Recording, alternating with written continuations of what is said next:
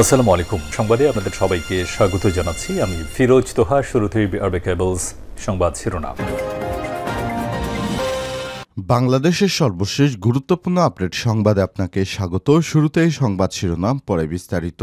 শুরুতেই জানাবো, অপরাধী হাসিনাকে নিয়ে আন্তর্জাতিক চাপে ভারত। জুলাই গণহত্যা নিয়ে জাতিসংঘের তদন্ত রিপোর্ট প্রকাশের পর হত্যাকাণ্ডের মূল হোতা হাসিনাকে ফেরত পাঠাতে ভারতের উপর নতুন চাপ তৈরি হয়েছে।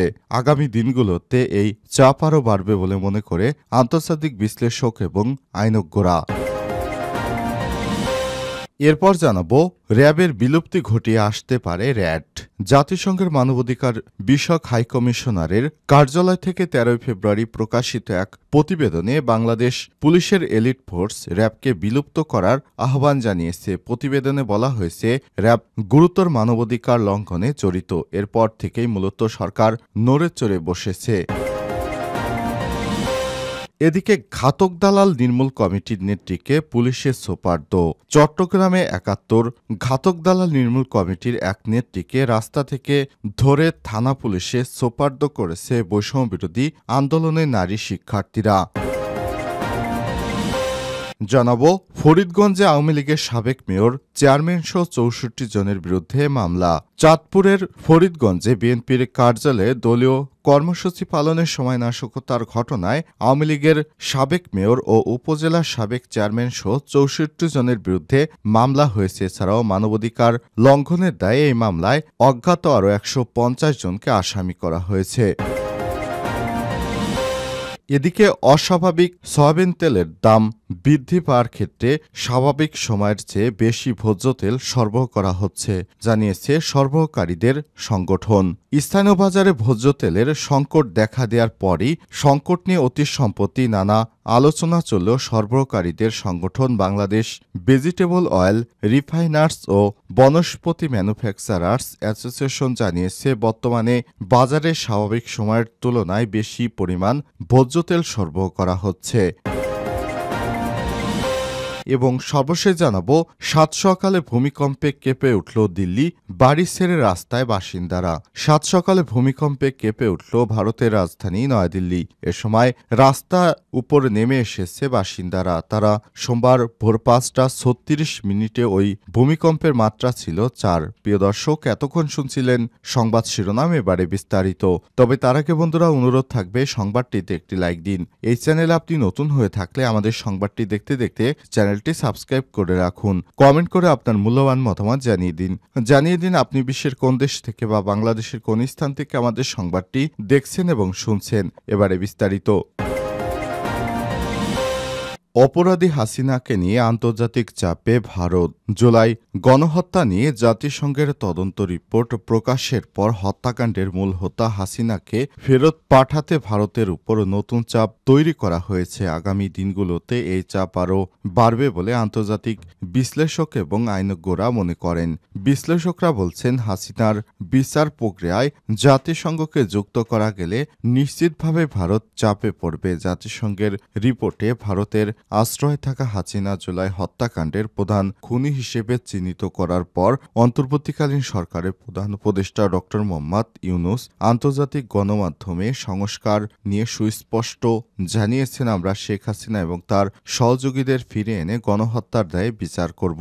অর্থাৎ ভারতকে এখন বিচারের জন্য হাসিনাকে ফেরত পাঠাতে হবে। বিচারের জন্য হাসিনাকে ফেরত পাঠানোর ব্যাপারে প্রধান রাজনৈতিক দল বিএনপি এতদিন একরকম নীরব ছিল। জাতিসংঘের রিপোর্ট প্রকাশের ২৪ ঘণ্টার মধ্যে দলটির মহাসচিব ফখরুল আনুষ্ঠানিক সংবাদ সম্মেলন করে বিচারের জন্য হাসিনাকে ফেরত পাঠাতে ভারতের প্রতি আহ্বান জানিয়েছে।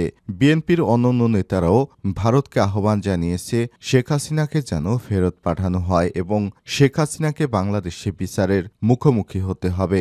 জাতিসংঘের উদ্ধৃতি দিয়ে বিএনপি নেতা সালাউদ্দিনও বলেছেন, শেখ হাসিনা ইতিহাসের সবচেয়ে নিকৃষ্ট স্বৈরাচার খুনি এক ফ্যাসিস্ট সরকার ছিল বলে মনে করছে জাতিসংঘ বলেও ইঙ্গিত দিয়েছেন তিনি। র্যাবের বিলুপ্তি ঘটিয়ে আসতে পারে র্যাট। জাতিসংঘের মানবাধিকার বিষয়ক হাইকমিশন কার্যালয় থেকে ১৩ ফেব্রুয়ারি প্রকাশিত এক প্রতিবেদনে বাংলাদেশে বিপুল পুলিশের এলিট ফোর্স র্যাবকে বিলুপ্ত করার আহ্বান জানিয়েছে। প্রতিবেদনে বলা হয়েছে, র্যাব গুরুতর মানবাধিকার লঙ্ঘনের সঙ্গে জড়িত। এরপর থেকেই মূলত সরকার নড়ে চড়ে বসেছে। র্যাব বিলুপ্তির জন্য জাতিসংঘের যে সুপারিশ করেছে তার বিকল্প ভাবা শুরু করেছে স্বরাষ্ট্র মন্ত্রণালয়। জানা গেছে, র্যাবের বিকল্প হিসেবে পুলিশের নতুন বিশেষায়িত বাহিনী হিসেবে র্যাব নাম দেওয়া হতে পারে। তবে একাধিক নতুন নাম বিবেচনায় রয়েছে। বিশেষত এই বাহিনীর নতুন পোশাক ও মনোগ্রাম পরিবর্তন করা হবে। ৫ই আগস্ট সরকার পতনের পর পুলিশের নতুন পোশাক নির্ধারিত হয়েছে।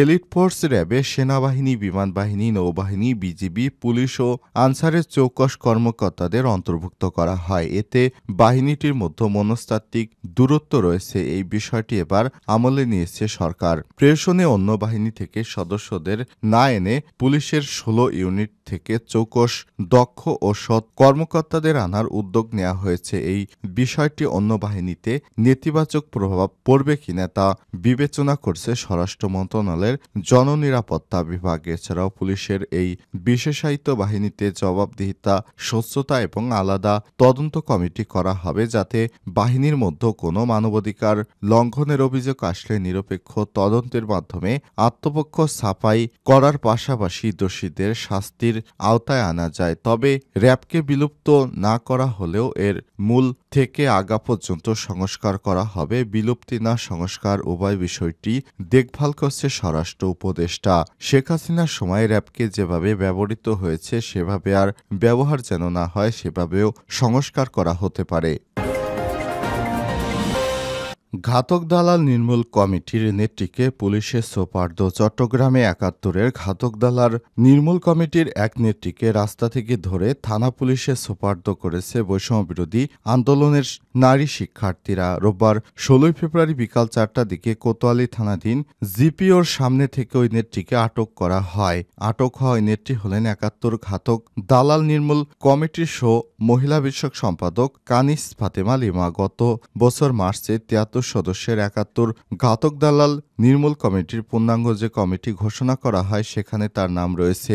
প্রত্যক্ষদর্শী সূত্র থেকে জানা গেছে, ৭১-এর ঘাতক দালাল নির্মূল কমিটির নেত্রীকে জিপিওর সামনে দেখতে পেয়ে ১০ থেকে ১৫ জন নারী শিক্ষার্থী তাকে ঘিরে ফেলেন। এ সময় ওই নেত্রীর সঙ্গে শিক্ষার্থীদের তর্ক হয়। শিক্ষার্থীরা তাকে আওয়ামী লীগের দোসর আখ্যা দেন। ওই নেত্রীর সঙ্গে আওয়ামী লীগ সরকারের একাধিক মন্ত্রীর ছবি রয়েছে বলেও সেগুলো দেখান শিক্ষার্থীরা। তারা বলেন, বিগত সময়ে মন্ত্রীদের সঙ্গে আপনি অনেক অপকর্মে লিপ্ত ছিলেন। এরপর সেখান থেকে তাকে নিয়ে ৩ মিনিটের হাঁটা দূরত্বে অবস্থিত কোতোয়ালি থানার উদ্দেশ্যে রওনা হন শিক্ষার্থীরা।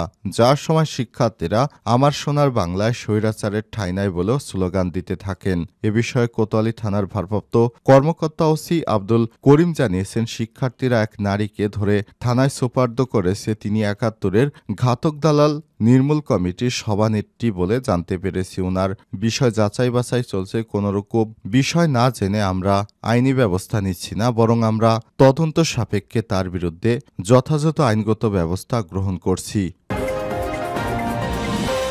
ফরিদগঞ্জ আওয়ামী লীগের সাবেক মেয়র, চেয়ারম্যান সহ ৬৪ জনের বিরুদ্ধে মামলা। চাঁদপুরের ফরিদগঞ্জে বিএনপির কার্যালয়ে দলীয় কর্মসূচি পালনের সময় নাশকতার ঘটনায় আওয়ামী লীগের সাবেক মেয়র, উপজেলা সাবেক ২ চেয়ারম্যান সহ ৬৪ জনের বিরুদ্ধে মামলা হয়েছে। এছাড়া এই মামলায় অজ্ঞাত আরও ১৫০ জনকে আসামি করা হয়েছে। রোববার ১৬ ফেব্রুয়ারি দুপুরে জুডিশিয়াল ম্যাজিস্ট্রেট আদালতে ফরিদগঞ্জ আসামি আদালত ফরিদগঞ্জ উপজেলা স্বেচ্ছাসেবক দল নেতা ইমরান হোসেন বাদী হয়ে বিস্ফোরক ও অস্ত্র আইনে মামলাটি করেছেন।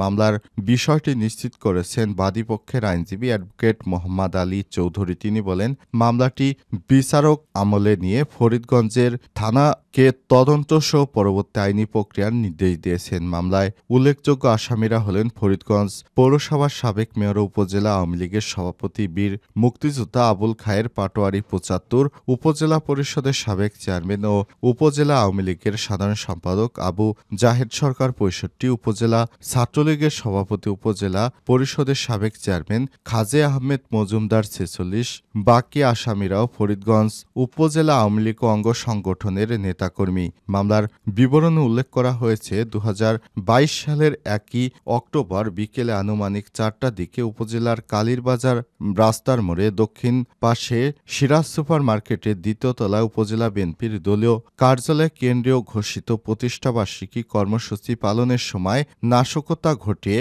বিএনপির নেতাকর্মীদেরকে হত্যা ও হামলা করার উদ্দেশ্যে বোমা বিস্ফোরণ ঘটায়। এ সময় বিএনপি নেতাদের হত্যার উদ্দেশ্যে পিস্তল হাতে নিয়ে উপরের দিকে গুলি করে আতঙ্ক ছড়ায় কয়েক রাউন্ড ফাঁকা গুলি ফায়ার করা হয়। এই ঘটনায় এলাকায় আতঙ্ক বিরাজ করে এবং আতঙ্ক ছড়াতে তারা এই ধরনের কর্মকাণ্ড করে।